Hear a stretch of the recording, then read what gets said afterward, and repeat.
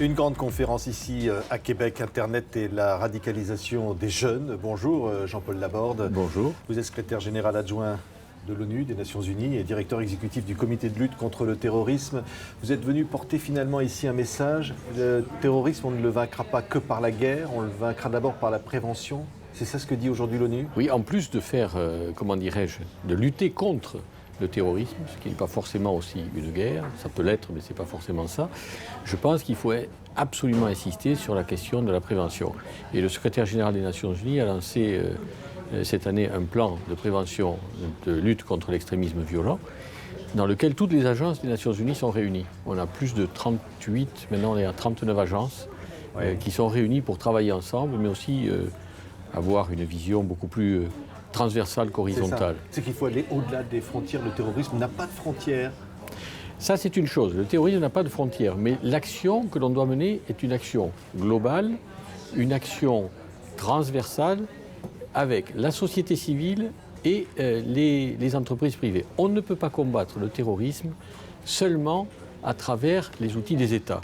C'est clair et net, et surtout la prévention de l'extrémisme violent, elle doit être faite avec les gens non seulement de la société civile, mais par exemple les assistants sociaux, les journalistes, les comédiens. Hier soir, on a eu cette pièce Djihad. Ici, il y a eu donc la pièce Djihad qui a vraiment un grand succès en Belgique. Un grand succès, voilà. C'est une manière de prise de conscience qui est nécessaire pour Absolument. aller au-delà simplement de la guerre au terrorisme, parce que c'est ça le mot qui est employé par les États. Vous savez, la guerre au terrorisme, non. C'est vraiment, la prévention est beaucoup plus importante, parce qu'une fois que les gens sont radicalisés, ils sont dans le processus, et après, qu'est-ce qu'on fait ? Et après, on est obligé de mettre en place des processus de lutte, comme vous disiez.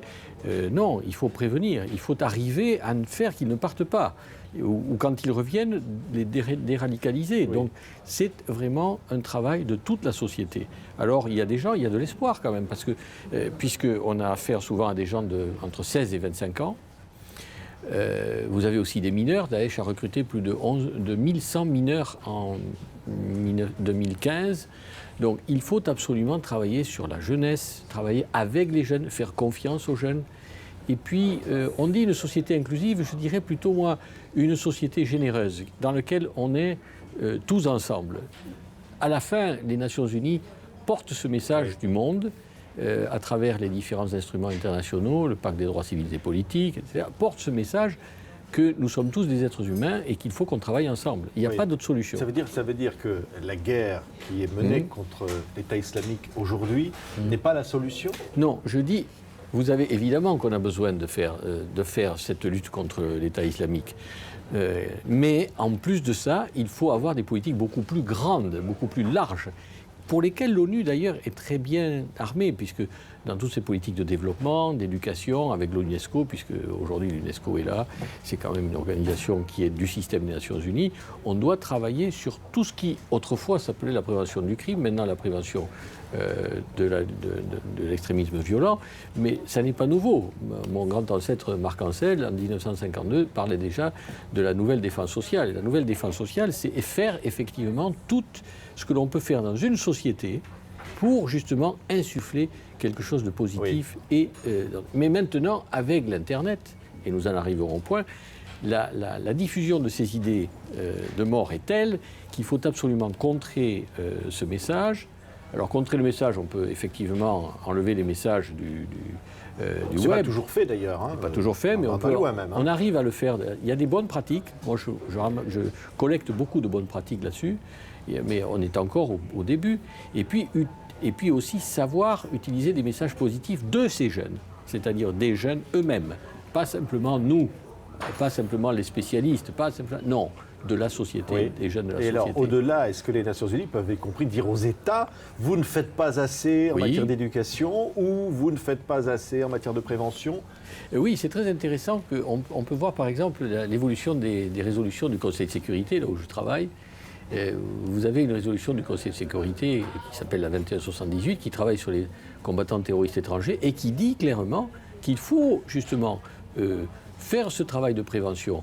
Alors ça, c'est très intéressant de voir le Conseil de sécurité, qui est très axé sur la paix et la sécurité dans le monde, qui, lui aussi, donne des messages clairs sur la prévention, sur le travail sur la jeunesse, sur le travail avec les femmes, nous avons une série de décisions du Conseil. Oui. Et qui sont écoutées, qui sont entendues, ben appliquées. maintenant, à nous de les faire, appliquer, en particulier à moi, en particulier, puisque je suis un organe d'évaluation des pratiques.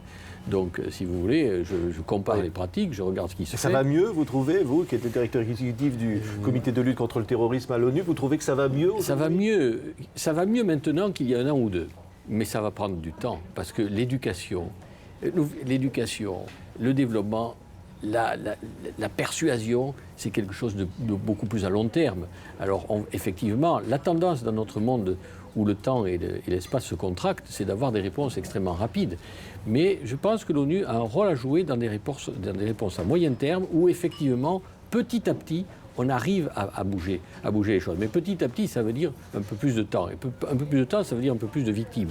Donc il faut effectivement que tout le monde s'y mette pour qu'on aille plus vite sur ces questions. Il risque d'y avoir encore des attentats. L'ONU est consciente de cette situation? Absolument. C'est-à-dire que la guerre contre l'État islamique ou Mossoul ne résoudra pas ce problème? Moi, j'ai des collègues qui vont régulièrement à Bagdad, justement pour équiper l'État de toutes les bonnes pratiques et les bonnes mesures qu'il faut faire pour travailler contre le terrorisme, en même temps que travailler sur la question de la déradicalisation ou de prévention de l'extrémisme violent. Donc c'est deux fronts. Oui. C'est deux fronts, mais ces deux fronts doivent se parler. Comme je dis souvent, c'est un problème horizontal. Il faut que les forces de police, les militaires, parlent avec les assistants sociaux, les journalistes, tout le monde. Ça n'est pas fait aujourd'hui. Ça commence à se faire. Moi, je le fais faire, ça. Oui. Ah oui, il faut absolument le faire, parce que il faut que par exemple, les policiers, les gendarmes, mes anciens collègues, les juges ou les procureurs, si vous voulez, ils arrivent à bien connaître le milieu pour pouvoir, eux aussi, travailler dans des paramètres qui prennent en compte tous les éléments de la radicalisation ou de la déradicalisation. En particulier, quand les gens reviennent, s'ils vont en prison, il faut aussi travailler avec eux, etc. Donc, on doit désenclaver. On doit ouvrir le jeu le travail entre justement cette partie où on travaille sur le dur, je veux dire, et cette partie où on travaille sur le développement et l'éducation. Il faut que ça se parle. Et si on ne décloisonne pas ça, on n'arrivera pas au bout du chemin. Merci beaucoup, Jean-Paul Laborde, secrétaire général adjoint des Nations Unies, l'un des invités importants de cette conférence internationale ici sur le radicalisme de la jeunesse à Québec. Merci beaucoup, Patrick Simonin. Merci beaucoup.